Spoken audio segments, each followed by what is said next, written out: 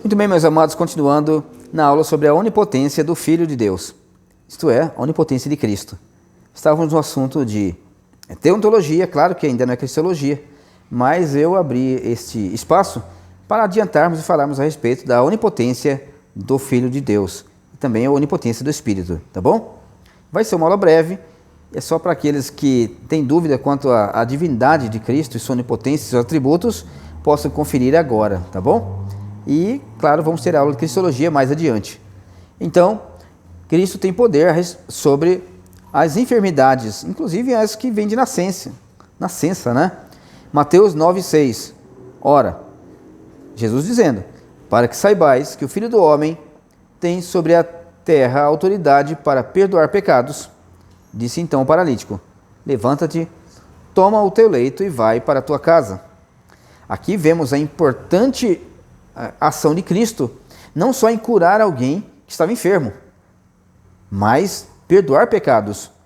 Você pode orar a alguém, a qualquer outra pessoa que não seja Deus para perdoar pecados? Não pode. Você pode orar a um anjo para perdoar seus pecados? Um anjo pode perdoar seus pecados? Um querubim, um serafim? Então, para aqueles que pregam que Jesus é um anjo, tá? Pecam mais uma vez. Nós oramos ao Pai em nome de Jesus, isto é, o Pai e o Filho unidos para perdão dos pecados. Então, aqui ele perdoa os pecados e também cura.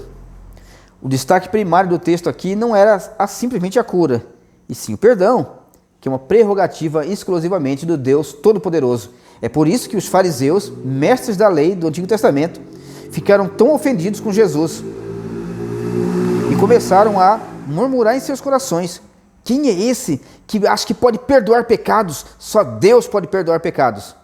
E Jesus então responde: ora, para que saibais que o Filho do Homem tem sobre a terra autoridade para perdoar pecados. Isto é, Jesus quer dizer assim, para que vocês saibam que o Filho do Homem é Deus, que perdoa pecados, e isso fez com que eles ficassem muito ofendidos. Mateus 26, 28, o Senhor Jesus diz, na Santa Ceia, né? Porque isto é o meu corpo, segurando o pão, tá? Isto é o pão e o cálice. Isto é o meu sangue, o sangue da nova aliança, derramado em favor de muitos para a remissão de pecados. Então a ideia é que Jesus perdoa os pecados. É claro que a palavra, ele segurando a taça de vinho, já falei que a palavra vinho na aula passada era roinos. Aqui o sangue da nova aliança não é uma aliança que nunca existiu, mas é de uma aliança que existe a partir dos cumprimentos das promessas do Antigo Testamento.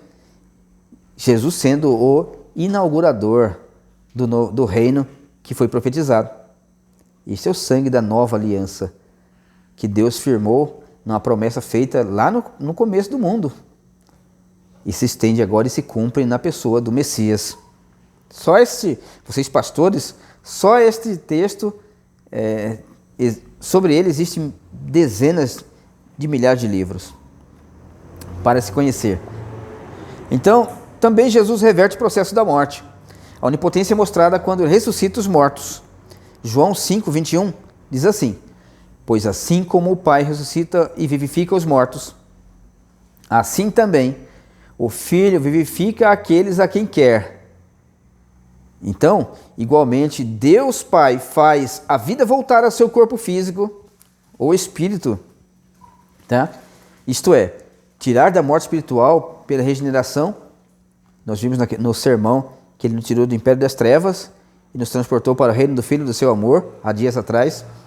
O Pai tem esse prerrogativa, esse poder de tirar alguém da morte espiritual e também da morte física. Cristo tem o mesmo poder, porque ele é Deus, ele é onipotente. Isto é, ele pode tirar qualquer pessoa da morte física e também da morte espiritual, e ele mostrou isso no seu ministério. Assim também, o Filho igualmente o faz.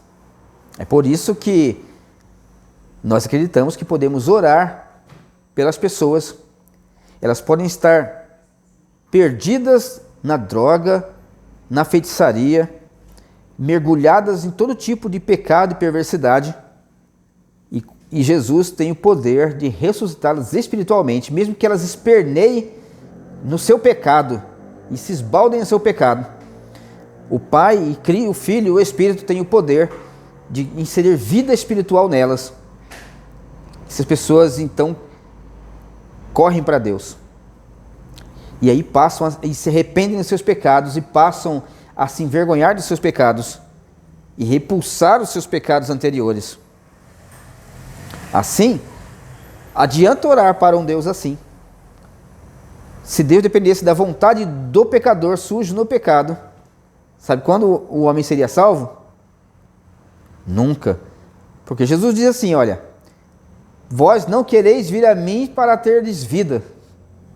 O pecador não quer. Até que Deus coloque nova vida dentro dele. Novo coração, novo entendimento, regenere seu espírito e ele nasça para Deus. Aí ele passa a desejar as coisas de Deus. E corre, vai atrás da igreja. E se estava desviado, corre e volta para a igreja. E o que eu falo não é templo não, tá bom? Ele corre para os pés de Jesus. É claro que encontra a igreja que estava, ou outra igreja, ou vai para outra, mas ele corre para os pés de Jesus. Assim, meus amados irmãos, ele tem o poder de dar vida espiritual e vida física também. Marcos 5:39 a 42. Ao entrar, lhes disse: por que estáis em alvoroço e chorais? A passagem da menina ressurreta por Cristo. A criança não está morta, mas dorme. E riam-se dele. As carpideiras que eram contratadas para fazer choro, os homens contratados para fazer choro, começaram a rir. Não aguentaram, eles eram só contratados, eram atores contratados para chorar. Então, como se fosse o plano funerário da época, né? Então, ele, porém, mandando sair a todos, tomou o pai e a mãe da criança e os que vieram com ele, os discípulos, e entrou onde a criança estava. Tomando-a pela mão, disse: Talitá cumi, comi, como diz algumas versões, que quer dizer: menina, eu te mando, levante-se. Imediatamente a menina se levantou e pôs-se a andar, pois tinha 12 anos. Então ficaram todos sobremaneira admirados. Isto é, Jesus tem poder de trazer a alma de volta ao corpo, onde quer que ela esteja. Claro que a menina era crente, tá? Quando ele falou dorme aqui, é uma metáfora, tá? Porque ele tem o poder de ressuscitar os mortos. E todo judeu sabia o que era dormir no Senhor. Não é que sua alma fica dormindo lá na sepultura. Tá bom? Porque a alma não se cansa. A alma cansada é uma metáfora para um peso que as pessoas carregam. Mas a alma não se cansa. Não dorme também. Mas as pessoas dormem. Tá? A alma não. O cérebro, ele entra em off. Mesmo assim, continua funcionando no inconsciente. No caso aqui, nós encontramos então Jesus Cristo trazendo a vida, unindo o corpo à alma novamente. Alguém tem poder de fazer isso a não ser do próprio Deus? Não tem. Então, também nós encontramos na passagem do filho da viúva, Lucas 7, 12 a 16. Você vai ler na sua casa, eu vou ler um adiante aqui. Jesus ressuscitou a Lázaro, João 11, 14 e 44. Creio que é a ressurreição mais famosa do Novo Testamento. Então, que Jesus faz no Novo Testamento. Então Jesus lhe disse claramente: Lázaro morreu. Chegando Jesus, encontrou Lázaro já sepultado. Havia 4 dias.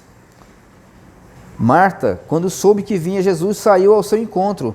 Maria, porém, ficou sentada em casa. Tá? E é interessante, né? Porque quando Jesus estava no seu ministério, Marta ficava nos afazeres e Maria aos pés de Jesus. Aqui foi o contrário. Marta correu para Jesus e Maria ficou em casa. Então disse, pois, Marta a Jesus: Senhor, se estiveras aqui, não teria morrido o meu irmão. É aquele entendimento que eles tinham que Jesus era poderoso para curar. Então eles precisavam ver esta cena. Então declarou-lhe Jesus: teu irmão há de ressurgir. Eu sei, replicou Marta, que ele há de ressurgir na ressurreição no último dia. Todos os crentes desde o Antigo Testamento acreditam na ressurreição geral no último dia, onde se levantarão os crentes e os descrentes. Mais uma vez. Aqui as almas virão do céu, entrarão nos seus corpos, tá bom? Também, aqueles que são ímpios, morreram, a alma será tirada do Hades e entrará nos seus corpos. E vão ficar em pé diante de Cristo para o julgamento final.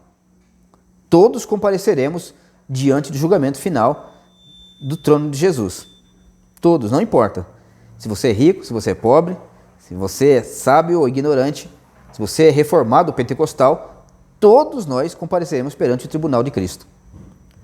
Então, Marta tinha essa fé convicta de que há uma ressurreição. Não há várias ressurreições, tá bom?